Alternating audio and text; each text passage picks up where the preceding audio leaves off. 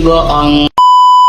Aku hanya memikirkan satu peraturan penting. Kenapa kau lakukan hari ini kalau kau bisa melakukannya besok? Hahaha. Few moments later.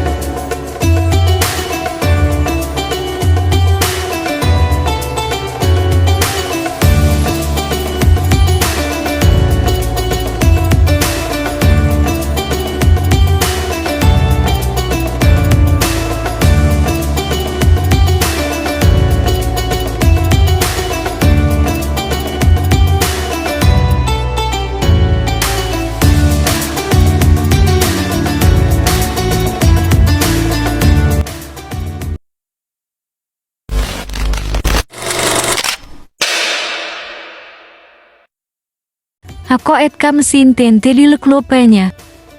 Perbedaan sifat salbiyah dan ma'ani. Sifat salbiyah merupakan sifat yang berfungsi untuk menafikan seluruh hal yang tidak layak dinisbahkan kepada Allah Ta'ala. Sifat salbiyah ini tidak ada wujudnya dalam kenyataan. Ia hanya perkara i'tibari atau sesuatu yang dianggap wujud.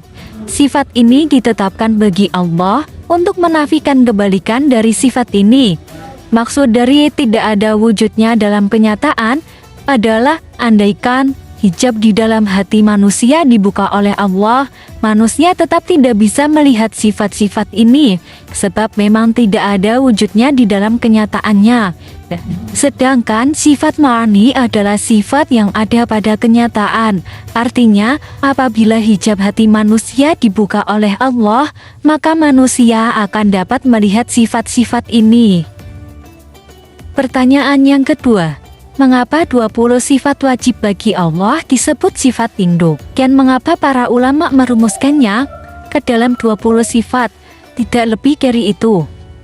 Nah, yang dimaksud dari sifat induk adalah seluruh sifat-sifat yang dijelaskan dalam Al-Quran ataupun hadis menginduk kepada sifat-sifat tersebut. Misalnya dalam Asmaul Husna disebutkan sifat Khalik atau pencipta. Apabila kita menetapkan sifat Khalik bagi Allah, maka secara otomatis kita menetapkan sifat Qudrah atau kuasa bagi Allah. Sebab tidak mungkin dapat menciptakan jika Allah tidak kuasa. Secara otomatis juga kita tetapkan sifat ilmu bagi Allah. Sebab tidak mungkin menciptakan jika tidak mempunyai ilmu atau bodoh. Secara otomatis pula kita tetapkan sifat irodah atau berkehendak dan hayat atau hidup bagi Allah. Sebab tidak mungkin menciptakan kalau Allah tidak berkehendak dan tidak hidup, begitu pula seterusnya. Misalnya lagi, dalam Asmaul Husna terdapat sifat Al-Raqib atau yang maha mengawasi. Tentu tidak akan dapat mengawasi kalau tidak mempunyai sifat sama atau mendengar, basar, melihat, hayat, hidup, dan seterusnya. Maka apabila kita tetapkan sifat Al-Raqib bagi Allah, maka secara otomatis kita tetapkan sifat 20 bagi Allah Ta'ala. Nah, mengapa hanya 20 sifat wajib yang wajib diketahui oleh mukallaf? Pertanyaan ini seringkali muncul dalam benak pelajar yang mempelajari tauhid rumusan ulama Asy'ariyah dan Maturidiyah. Setidaknya ada beberapa jawaban dari pertanyaan tersebut. Yang pertama, 20 sifat ini adalah batas maksimal akal untuk mengetahui sifat wajib bagi Allah. Lebih dari 20 sifat tersebut, akal manusia tidak mampu menjangkaunya. Karena akal manusia tidak mampu menjangkau lebih dari 20 sifat wajib Allah, maka manusia tidak dituntut untuk mengetahuinya. Allah Ta'ala berfirman,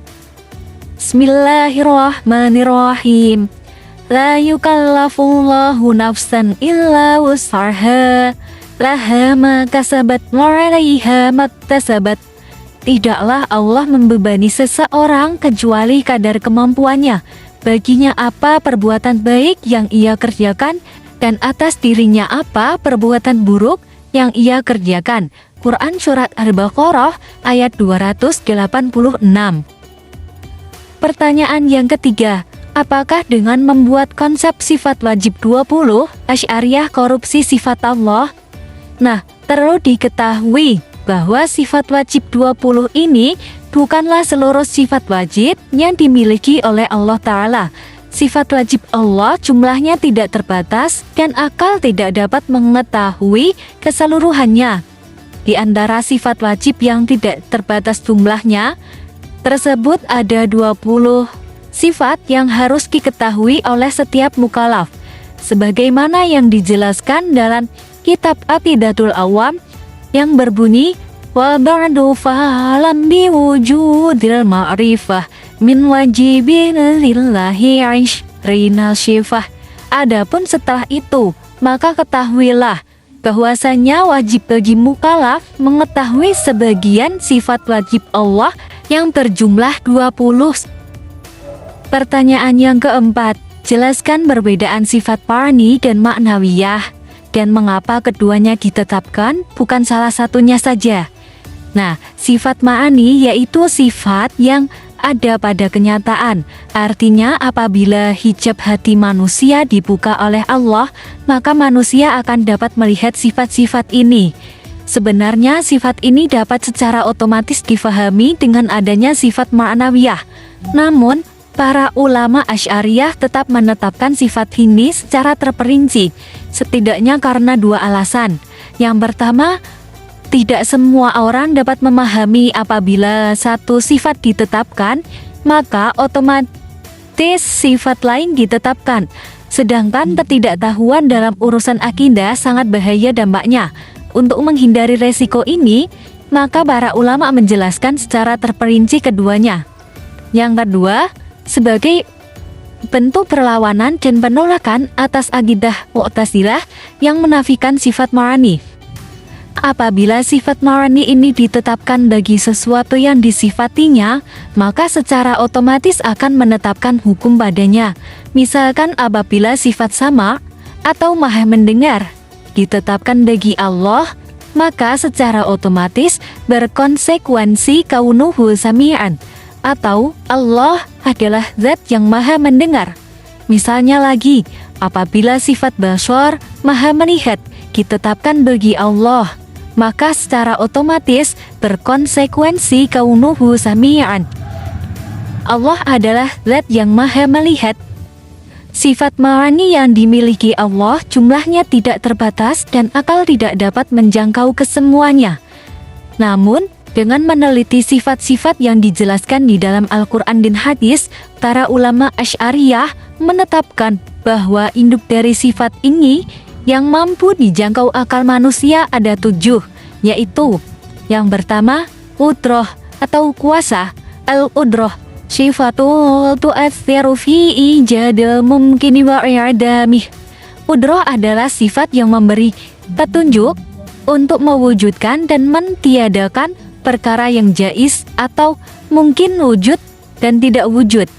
Sifat qudrah hanya berta'alluq atau berhubungan dengan sesuatu yang jaiz atau mungkin, bukan perkara yang wajib dan mustahil akli, sehingga tidak dapat ditanyakan apakah Allah kuasa untuk mentiadakan zatnya. Wujudnya Allah adalah perkara yang wajib akli, akal tidak dapat menolak ketiadaannya. Di antara dalil sifat qudrah adalah firman Allah Ta'ala yang berbunyi Innallaha ala kulli syai'in qadir. Sesungguhnya Allah kuasa atas segala sesuatu. Quran Surat Al-Baqarah ayat 20. Selanjutnya B yaitu iradah. Al-iradatu sifatun tu'athiru fi ihtisasi ahadi tarafayil mungkini min wujudin aw adamin aw tuli aw qasri wanahwiha birmuqi pedalan angqamilih. Iradah adalah sifat yang dengannya Allah mengkhususkan hal yang jaiz dengan spesifikasi tertentu, Apakah wujud, tidak wujud, tinggi, pendek, dan semisalnya. Allah pilih salah satunya sebagai ganti dari lawannya. Sebagaimana sifat hutroh, sifat irodah juga hanya berkaitan dengan perkara yang jaiz saja, bukan perkara yang wajib dan mustahil ahli. Di antara dalil sifat irodah adalah firman Allah Ta'ala, Inna rabbaka fa'alu lima yurid. Sesungguhnya Tuhanmu berbuat sesuai apa yang Dia kehendaki. Quran Surat Hud ayat 107. Selanjutnya yaitu ilmu. Ilmu sifatu yung kasifu biha ma yata'allaku bihi kisafan la yahtamiru tafiyandu biwajihi minar wujuh. Ilmu adalah sifat hadimah yang ada pada zat Allah yang dengannya Allah mengetahui segala hal yang wajib, mustahil, ataupun jaiz ahli, dengan pengetahuannya sempurna sesuai hakikatnya secara terperinci dan tanpa didahului ketidaktahuan. Dalil ahli sifat ilmu adalah wujudnya alam semesta yang demikian detailnya ini. Jika Allah tidak bersifat ilmu, maka Allah bersifat bodoh. Jika Allah bodoh, maka pasti tidak akan dapat membuat alam semesta yang demikian indah ini. Allah Ta'ala berfirman, "Wala yuhaytuna bi syai'in min ilmihi illa bima syaa." Dan mereka tidak mengetahui sesuatu apapun tentang ilmunya, melainkan apa yang Dia kehendaki. Selanjutnya yaitu hayat. Imam As-Sanusi mendefinisikan sifat hayat adalah al-hayatu sifatun tusahhihu liman faqamat bi ayyatah syifa bil idrak. Hayat adalah sifat yang menjadikan yang bersifat untuk dapat idrak atau mengetahui. Imam Nawawi Al-Bantani mendefinisikan sifat hayat adalah sifat hadimah yang ada pada zat Allah yang menjadikan sah untuk bersifat dengan sifat-sifat ma'ani selainnya seperti hutroh dan iradah. Dalil sifat hayat adalah wujudnya alam semesta. Jika Allah tidak hidup berarti Allah mati. Jika Allah mati maka Allah mustahil untuk disifati hutroh, iradah dan sifat ma'ani lainnya, sehingga alam pasti tidak ada. Karena alam ada, berarti Allah bersifat hidup. Di antara dalil nahli sifat hayat adalah firman Allah Ta'ala, Allahu la ilaha illa huwal hayyul qayyum. Allah tidak ada Tuhan selain Dia yang maha hidup, yang terus-menerus mengurus makhluknya. Quran Surat Ali Imran ayat 2. Selanjutnya Y dan F yaitu sama dan basor. Imam Al-Sanusi mendefinisikan as-sam'u wal basar sifatani yang kasifu bihi masyai'u wa yatasdihu kal ilmi illa annal yang kisafa bihi matariyanduk alal yang kisafi bil ilm.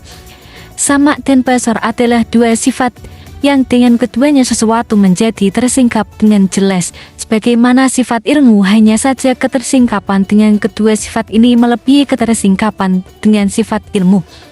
Dalil ahli kedua sifat ini adalah andaikan Allah tidak bersifat keduanya, tentu Allah bersifat kebalikannya, yakni tuli dan buta. Pengandaian ini jelas salahnya. Sebab kedua adalah sifat kekurangan dan mustahil Allah bersifat seperti itu, sehingga dapat dipastikan Allah bersifat sama dan basor. Dalil nahli kedua sifat ini adalah firman Allah Ta'ala, Laisa kamitslihi syai'un wa huwa sami'ul basir. Tidak ada sesuatu apapun yang menyerupai Allah, dan Dia maha mendengar dan maha melihat. Quran Surat Al-Syura ayat 11. Selanjutnya G yaitu kalam. Kalamullahi ta'ala qa'imi bidzatihi wa sifatun azaliyatu laisa mi harfi wala sauti wala yaqbalul adam wala yaqbalul adam wa ma fi ma'nahu minas sukuti wala tabi'i hunda wala taqdima wa ta'khir. Kalamullah adalah sifat hadimah yang ada pada zatnya. Kalam adalah sifat hadim yang tidak berupa huruf, tidak berupa suara, tidak menerima ketiadaan dan semaknanya.